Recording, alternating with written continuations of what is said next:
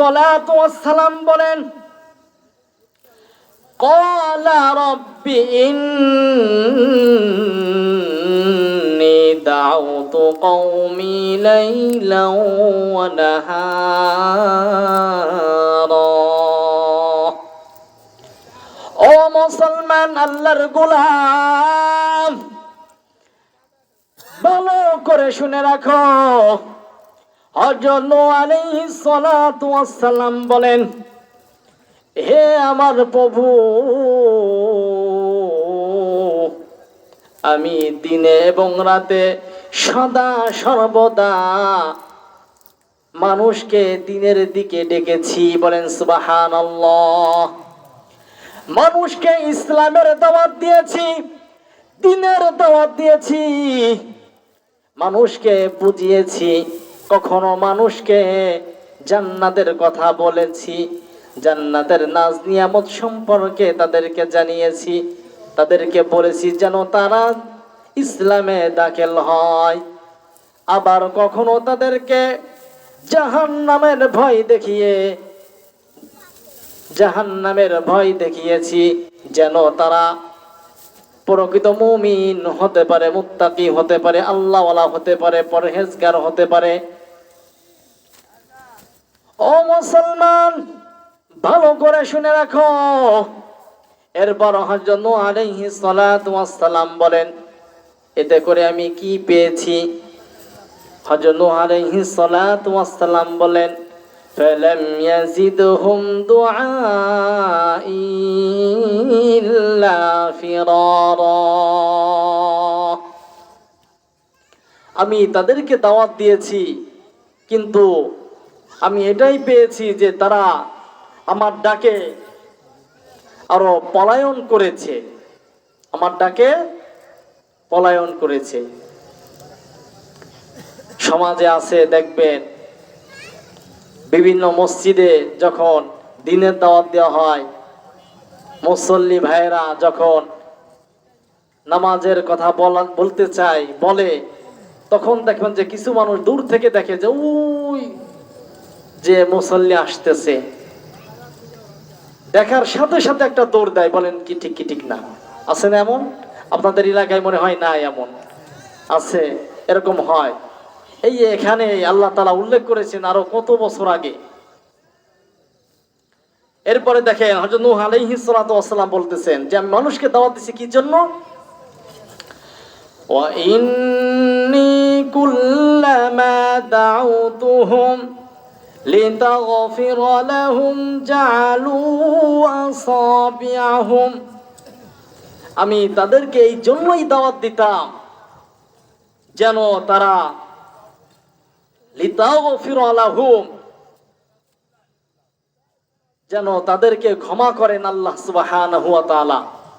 তারা যদি দ্বীনের পথে আসতে পারে, মুত্তাকি হতে পারে, পরহেজগার হতে পারে, আল্লাহওয়ালা হতে পারে, তাহলে আল্লাহ তাআলা অবশ্যই তাদেরকে ক্ষমা করে দেবেন। তারা জান্নাতি হবেন, জান্নাতি মানুষ তারা হবেন। এই কারণে আমি তাদেরকে ডাকতাম দ্বীনের পথে। কিন্তু তারা জাআলু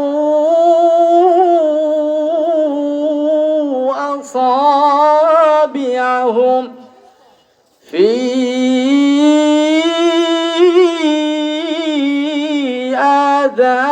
আযানিহিম, কিন্তু তারা তাদের কানের মধ্যে আঙ্গুল দিয়ে রাখতো, মানে শুনতো না। যখন তাদেরকে দ্বীনের দাওয়াত দেওয়া হতো, ইসলামের কথা বলা হতো, তখন তারা গ্রুপক্ষেপ করতো না, শুনতো না, যে শুনলে তো এই কাজ করতে হবে। তাফসীরে ইবনে কাসিরের মধ্যে এসেছে যে তারা এই জন্য শুনতো না। কি জন্য শুনতো না? যদি কাল কিয়ামতের দিন জিজ্ঞেস করা হয় যে তোমাদের কাছে কি কেউ গিয়েছিল, দ্বীনের দাওয়াত দিয়েছিল, আমার কথা কি তোমাদেরকে বলে নাই, আমাকে আমার দাওয়াত কি তোমাদেরকে দেয় নাই, এই সতর্ক কি তোমাদের করে নাই, তখন তারা যাতে না বলতে পারে এই কারণে তারা শুনতো না। কিন্তু আল্লাহ তাআলা তো তাদের চালাকি জানে না? আল্লাহ তাআলা তাদের অন্তরে খবর জানে। দেখছেন কত চালাক। এই জন্য হযরত নূহ আলাইহিস সালাতু ওয়াস সালাম বলতেছিলেন তারা তাদের কানের মধ্যে আঙ্গুল দিয়ে রাখতো এবং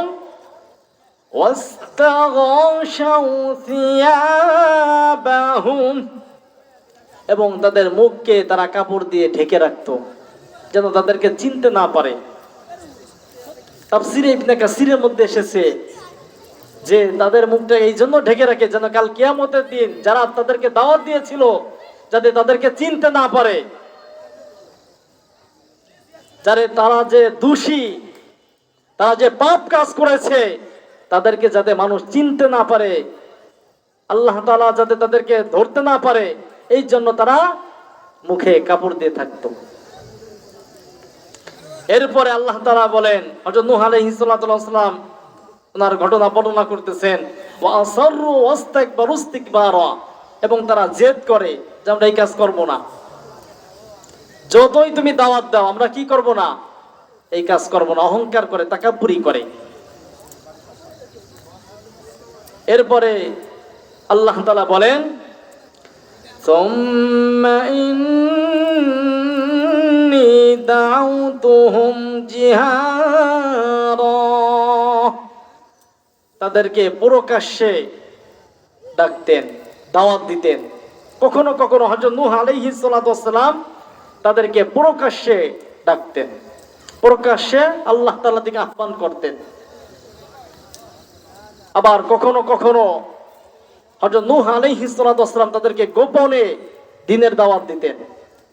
এইভাবে সদা সর্বদা হযরত নূহ আলাইহিস সালাম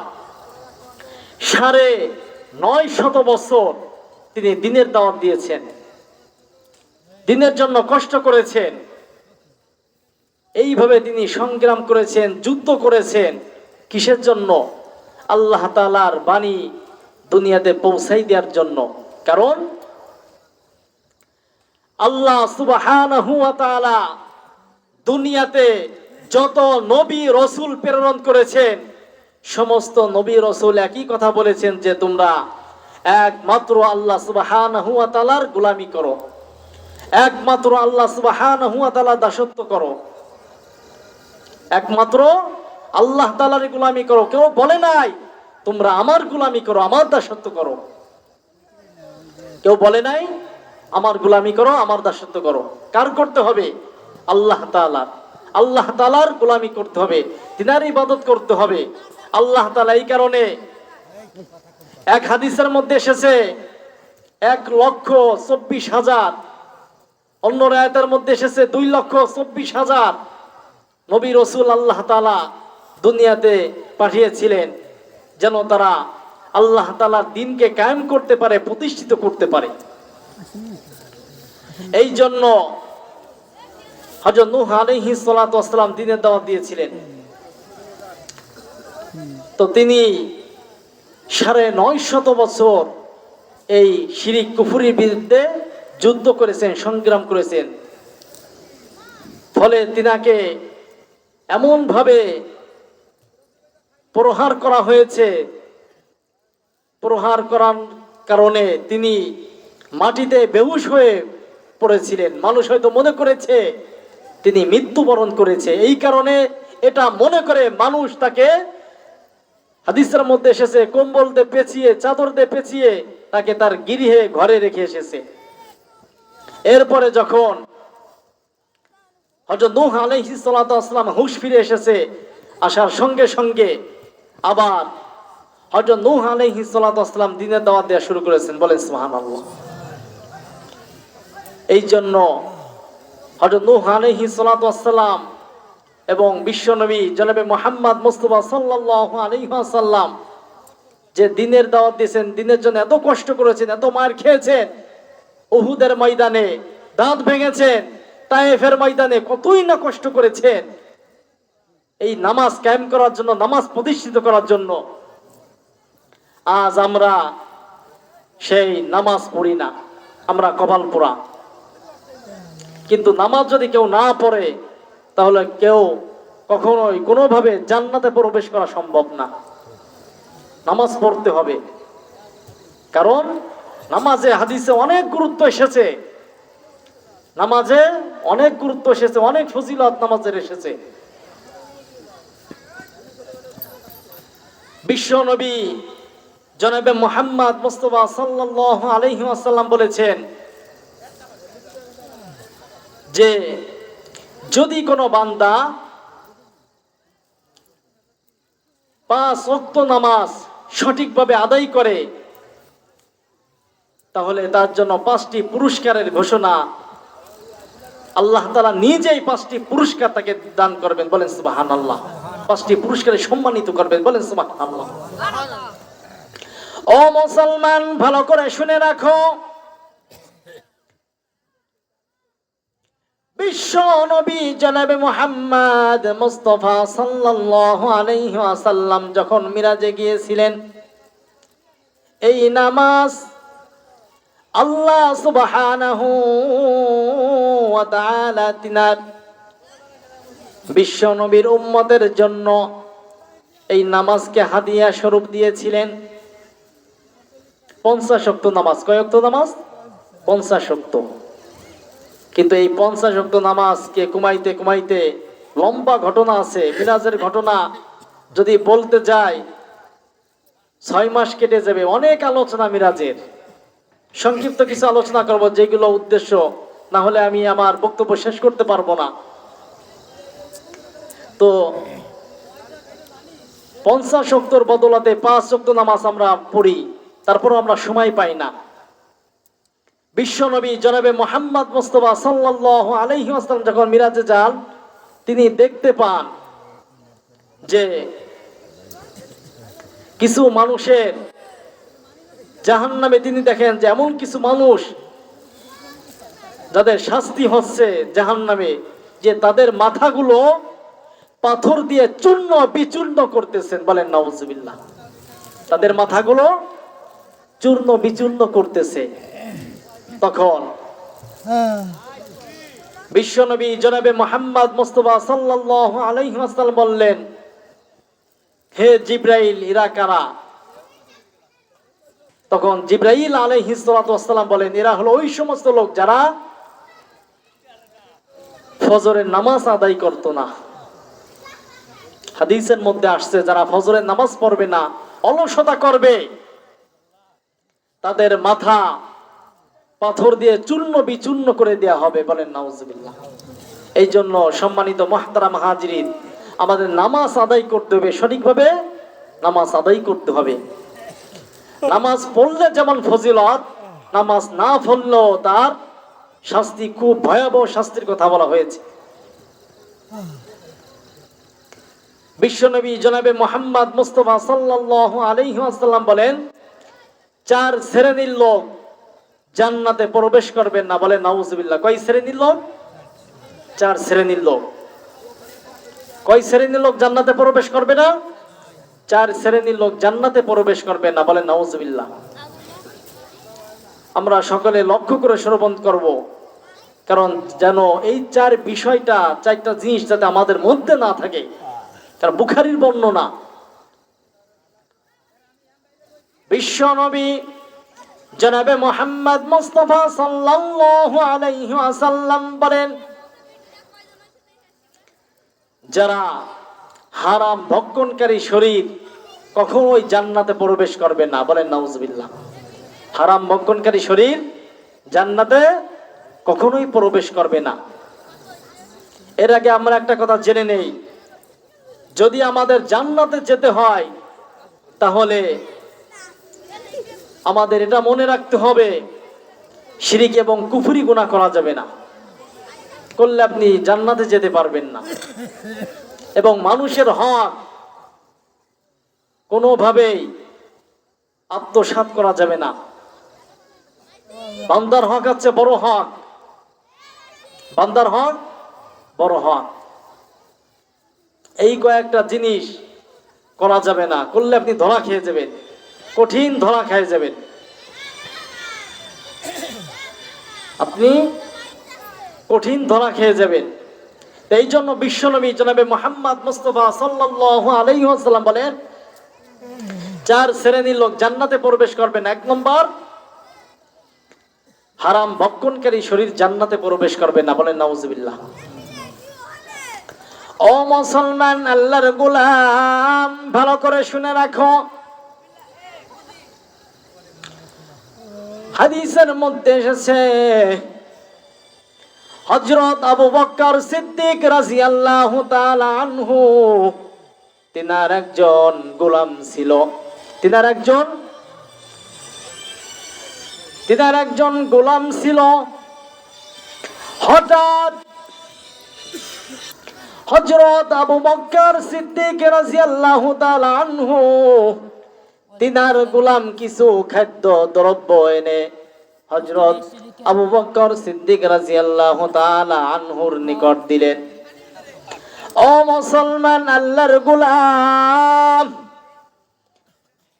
ভালো করে শুনে রাখো, মনোযোগ সহকারে শ্রবণ করতে হবে। ওই গোলাম কিছু খাদ্য দ্রব্য এনে খলিফাতুল মুসলিমিন হযরত আবু বকর সিদ্দিক রাদিয়াল্লাহু তাআলা আনহুকে দেওয়ার সঙ্গে সঙ্গে তিনি সাথে সাথে ওই খাদ্য দ্রব্য ভক্ষণ করা শুরু করলো। ও মুসলমান, ওই গোলাম বললেন, হযরত আবু বকর সিদ্দিক রাদিয়াল্লাহু তাআলা আনহুকে বললেন, আমি যদি কখনো কোনোভাবে কোনো খাদ্য আনি, আপনি আগে প্রথমে আমার কাছে জিজ্ঞেস করেন যে তুমি এই খাদ্য দ্রব্য কোথা থেকে পেয়েছো, কোথা থেকে এনেছো, কোন জায়গা থেকে তুমি উপার্জন করে এনেছো। আজ আপনি তো কোনোভাবে আমাকে কিছুই জিজ্ঞাসা করলেন না। ও মুসলমান, ভালো করে শুনে রাখো। হযরত আবু বকর সিদ্দিক রাদিয়াল্লাহু তাআলা আনহু বললেন, আজ আমার ভীষণ ক্ষুধা লেগেছিল, এই জন্য আমি তোমাকে জিজ্ঞেস না করে কয়েক লুকমা খেয়ে ফেলেছি। আল্লাহু আকবার বলেন। এরপরে যখন হুঁশ ফিরে এলো, ক্ষুধার তাড়নায়, ক্ষুধার কারণে তিনি কিছু খাদ্য দ্রব্য খেয়ে ফেলেছিলেন। যখন তিনার হুঁশ ফিরে এলো, হযরত আবু বকর সিদ্দিক রাদিয়াল্লাহু তাআলা আনহু জিজ্ঞেস করলেন, তুমি এই খাদ্য দ্রব্য কোথা থেকে এনেছো? ও মুসলমান, আল্লাহর গোলাম, ওই গোলাম বলল,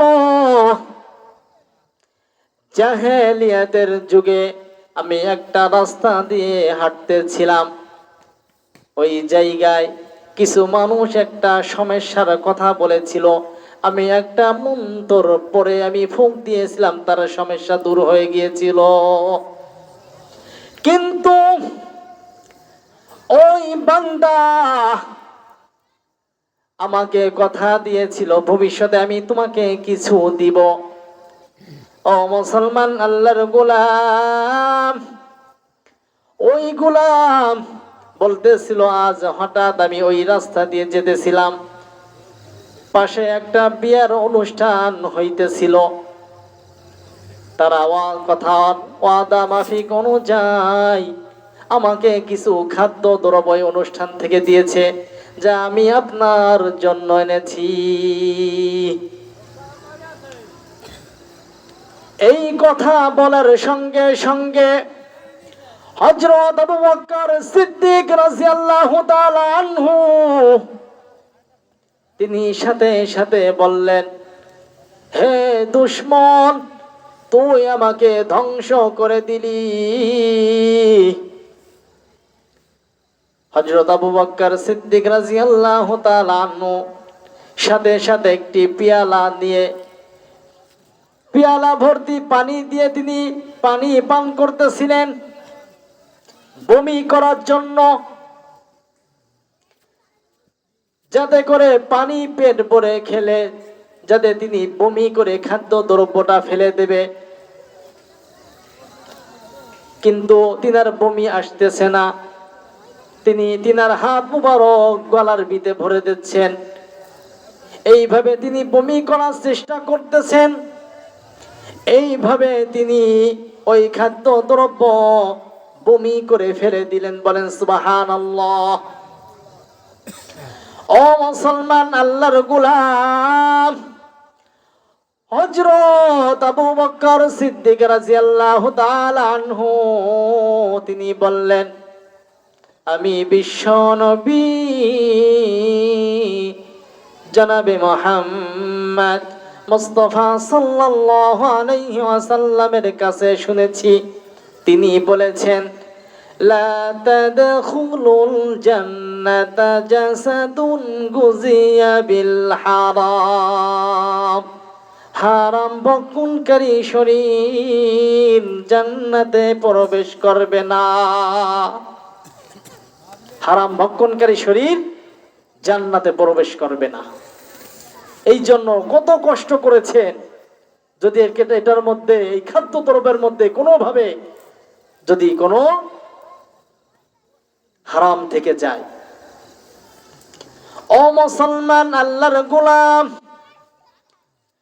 ভারতের দেওবন্দে একজন লোক ছিল, শাহজি আব্দুল্লাহ নাম তিনার।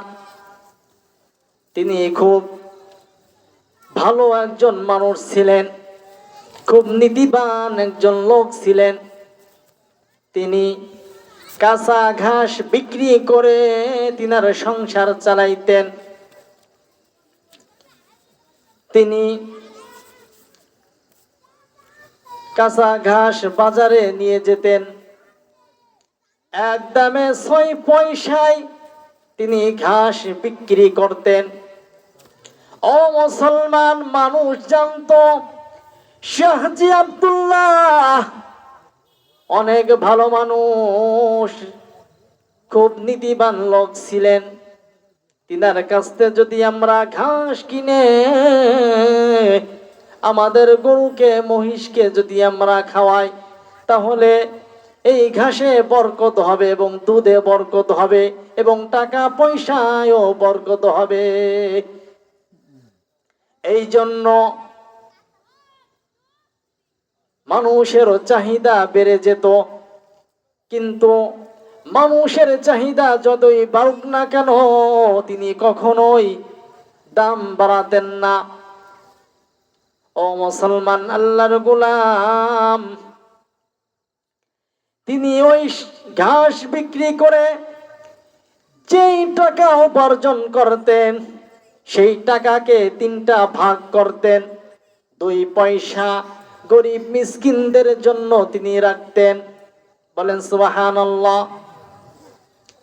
আর 2 পয়সা তিনার সংসার পরিচালনা করার জন্য জমাইতেন। আর 2 পয়সা তিনি জমিয়ে রাখতেন। 1 বছরে যেই টাকা তিনি জমাইতেন, তিনি ওই টাকা দিয়ে আলেম ওলামাদেরকে বছরে একদিন দাওয়াত দিয়ে খাবার খাওয়াইতেন, বলেন সুবহানাল্লাহ।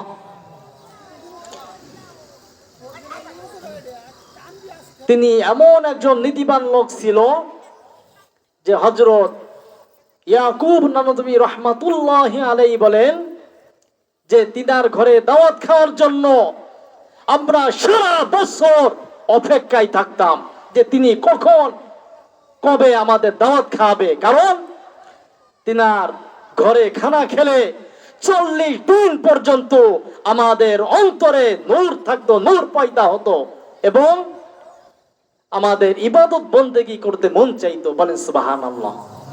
কারণ হালাল রিজিক ভক্ষণ করলে অন্তরে নূর পয়দা হয়, অন্তরে নূর সৃষ্টি হয়, ইবাদত বন্দেগী করতে মন চায়, আল্লাহ তাআলার ইবাদত বন্দেগী করতে মন চায়, ভালো কাজ করতে মন চায়, নামাজ পড়তে মন চায়, রোজা রাখতে মন চায়, যাকাত দিতে মন চায়, বলেন ঠিক ঠিক না? আর যদি হারাম ভক্ষণ করে তাহলে পাপের কাজ করতে মন চায়, গুনার কাজ করতে মন চায়। ও মুসলমান, আল্লাহর গোলাম, ভালো করে শুনে রাখো, হযরত ইয়াকুব নানতুবি রহমাতুল্লাহি আলাইহি তিনার একটা ঘটনা। একদিন তিনি এক জায়গায় দাওয়াত খেতে গিয়েছেন। তো যাওয়ার পর যখন তিনার সামনে খানা উপস্থিত করেছেন, যখন তিনি 1 লুকমা গালে দেবে তখনই তিনার সন্দেহ হচ্ছিল যে এই খাবারটা আসলে কি হালাল না। তিনি খোঁজ খবর নিয়ে দেখলেন যে আসলে এই খাবারের মধ্যে ভেজাল আছে। হযরত ইয়াকুব নানবী রাহমাতুল্লাহি আলাইহি বলেন, তিনি এক লুকমা খেয়ে ফেলেছিলেন, কিছু খাদ্য খাবার ওখান থেকে খেয়ে ফেলেছিলেন। এই খাওয়ার কারণে, এই হারাম খাবার খাওয়ার কারণে 2 মাস পর্যন্ত তিনার অন্তরে, তিনার মনে এই চিন্তা ফিকির আসতো যে আমি এই গুনার কাজ করি, অমুক গুনার কাজ করি, অমুক খারাপ কাজ করি, অমুক পাপ কাজে আমি শামিল হই। এই চিন্তা ফিকির আমার অন্তরে আসতো। এই জন্য হালাল রিজিক ভক্ষণ করতে হবে।